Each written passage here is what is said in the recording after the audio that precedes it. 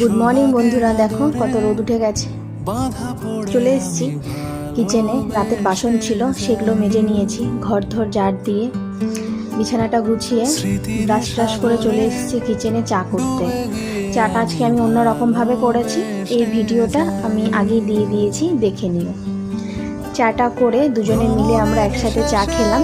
আর আজকেও ছুটি ছিল অফিস রামনবমীর জন্য, তো আজকে বলছে চাটা খুব সুন্দর হয়েছে। অনেকদিন পর দুধ চা খেলাম, আর আমরা দুধ চা সচরাচর খুব একটা খাই না। তো তারপরে চাটা খেয়ে কিছুক্ষণ পরে স্নান টান সেরে নিয়ে ঠাকুর ঘরে চলে এসেছি। ঠাকুর ঘরে আজকে তো বৃহস্পতিবার, যেহেতু সব বাসন কোসন কাঁসার সব কিছু মাজতে হবে, তো অনেকটা সময় লাগে আজকে বৃহস্পতিবারে। আমি প্রীতম বৌদি দিয়েই মাজি। আর আমি যেহেতু ফ্ল্যাটে থাকি, সেহেতু আমার কাছে কোনো মাটি বা বালি কিছু থাকে না সেগুলো দিয়ে মাজার জন্য। তারপরে ঠাকুর ঘরটা ভালো করে মুছে আমি আলপনা দিয়ে নিয়েছি। আলপনাটা যদিও আমি ঠিকঠাকভাবে দিতে পারি না, তো ভালো করে দেওয়ার চেষ্টা করি মা লক্ষ্মীর পা। তো আমি ঠাকুরের সামনে দিয়ে তারপরে দুয়ারে দুয়ারে দিয়ে দিয়েছি।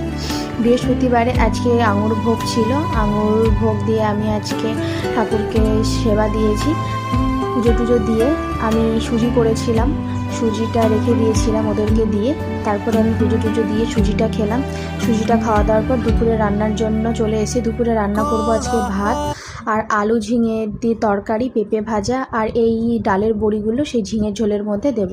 এতটাই গরম পড়ছিল, বর বলছে দাঁড়াও একটু আখের রস খাও, তো আখের রসও নিয়ে এসছে, তারপরে খেলাম।